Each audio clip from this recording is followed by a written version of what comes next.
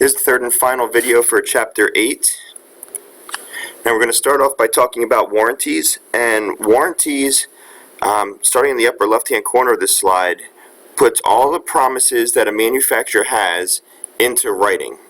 It's not a he said, she said situation. These are all the promises about their product, and the guarantees that will be made will be put into writing. Now, a warranty is a great thing because what the company is stating is that if something goes wrong with the product, that is their fault, that they will cover it and they will fix it within a certain amount of time. The Magnuson-Moss Act, which is from 1975, states that producers must provide a clearly written warranty if they are choosing to actually offer a warranty. Now, it's not saying that they have to offer a warranty. It's just saying that if they do offer a warranty, it has to be written and it has to be clear. Okay? It does not have to be a very strong warranty. It doesn't have to cover a lot of stuff. But if they do offer it, that they need to make sure that they do follow through with it. Backing up a product or service with service guarantees helps consumers focus on specific levels of satisfaction and expectations. Service guarantees are becoming more common, but there's also more risk in offering a service guarantee than a warranty on a physical product. Service guarantees are just, in essence, a warranty for a service that is going on.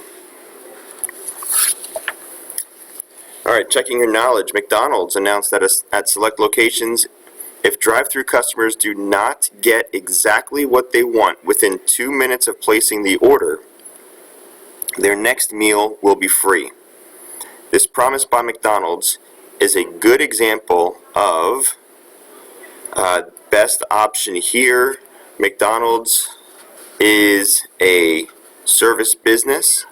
It is a blend of the product and the service, but it is a service business. So if they're going through the drive-through, everything is done for them. That would be a service guarantee. That'd be the best answer there.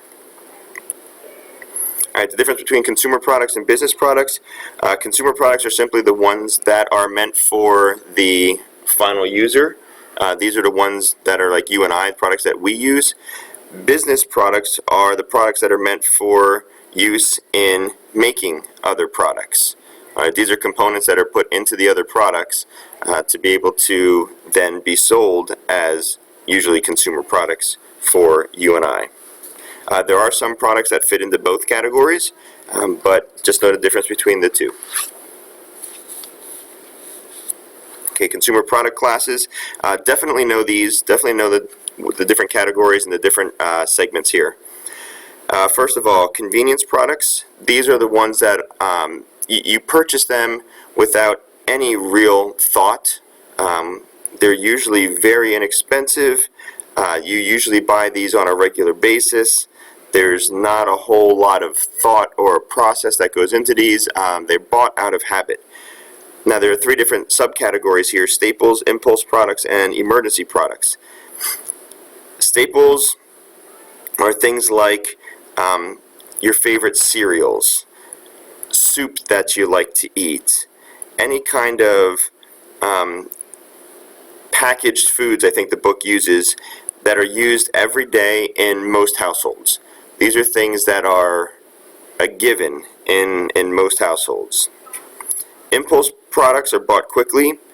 They are not planned. You didn't go to a store looking to buy this, but you, in essence, have a strong need, and you feel like you need this product, and you will have that immediate purchase situation brought to your attention. Emergency products are purchased immediately as well, but that is when there is a great need. Consumers do not shop around for this. It's one of those things that you don't even ask like how much they cost. There's a great need. You have to fill that need. You have to make sure that you get the product. Shopping products are products that are compared with other products that are similar, usually with the leading competition as well. Shopping products, there are homogeneous and heterogeneous shopping products.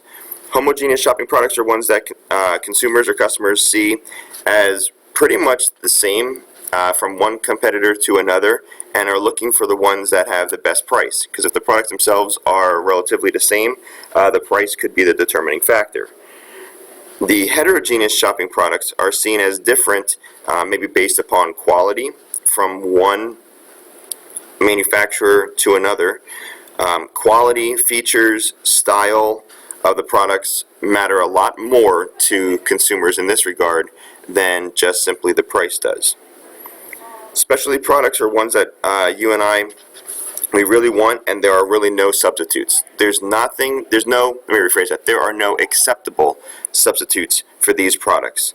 All right, we will look for this particular product, we will search it out, we will find it, and that would be the specialty product. Unsought products are the ones that need promotion. Remember, promotion is when and how you are communicating with the consumers. So these are the ones that need promotion. You don't really know about them, you may not want them, and you're going to need some enticing to be able to purchase these. New unsought products are the ones that new unsought are the products that are the ones that customers don't really know about. Okay, they're the ones that you're not even aware that the product exists, but when you hear about it, potentially you might like it, you might find it interesting or intriguing. Regularly unsought products are the ones that customers are not really motivated to look for. You might need them, you might know about them, but there's really not a whole lot of motivation on your part as a consumer. This slide just simply is referring to the fact that it's possible that customers or consumers may see a product in several different ways. They use a fish as an example here, and the fish could be a convenience good for someone as wealthy as a millionaire, somebody who has a lot of money, who has, if you've ever seen like those huge saltwater aquariums, they might have, some really specialty fish in there, or really expensive exotic fish there. A fish could be simply a product that a family buys for a couple dollars to put in a small tank in their house, or in a fish bowl on their kitchen table as well. So it could be looked at in different ways, very similar products, but looked at in different ways based upon the customer or the consumer. All right, checking your knowledge. Jack White wanted to purchase a new dress shirt. He went to a local department store, toured the men's department, and thought all the brands looked about the same. He decided to buy the store brand shirt because it was the cheapest. For Jack, the new shirt was, the best answer here would be letter D, homogeneous shopping product, where they're all about the same and the price is the main determining factor. All right, on this slide we're talking about business products. Derived demand, the first section there. Derived demand simply means that the demand for your business products, the components that go into making larger products, the demand for those products is derived or taken from the demand from consumer products. If the consumer products are in high demand, then the business products that are used to make them will also be in high demand, and vice versa. The total industry demand, industry-wide demand for business products is inelastic, which simply means that if the price changes, that doesn't really have a big effect on the demand or the quantity that is going to be ordered. Okay, so even if the price goes up, the demand is not going to change industry-wide. All right, so as a result, price increases might not reduce the number of items that are purchased. All right, that's the inelastic industry demand. Tax treatments affect buying. An expense item and a capital item. There are two terms here, an expense item and a capital item. An expense item is a product whose total cost is treated as a business expense in the year that it is purchased.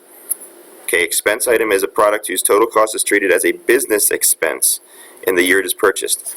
A capital item is a product that is much more long-lasting, and it can be used and depreciated for many years. So the value just goes down a little bit at a time every single year, kind of like a vehicle. If you buy a car, buy a vehicle of some sort, the value goes down every single year the more you use it. All right, last slide. We're talking about business product classes. I would definitely recommend knowing these business product classes as well. Starting with the left-hand side at installations. Installations are they're important capital items. Some installations, such as office buildings and custom-made equipment, require special negotiations because they are unique, one-of-a-kind types of things. They tend to be boom or bust. The business themselves tend to be boom or bust because they're not necessary. They are special, unique products. Accessories are short-lived capital items. These are your tools. These are the equipment that is used for production. Raw materials are unprocessed. They're considered an unprocessed expense item.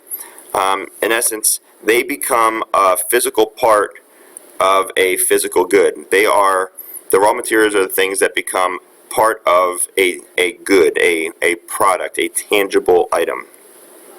Raw materials usually are broken into two categories, farm products and natural products.